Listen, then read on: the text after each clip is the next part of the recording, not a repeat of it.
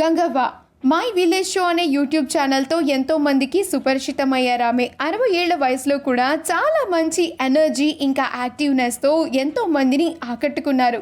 Big boss హౌస్లో కూడా దాదాపుగా 5 వారాల పాటు కొనసాగి ఎంతోమంది అభిమానాన్ని సొంతం చేసుకున్నారు గంగవ్వ.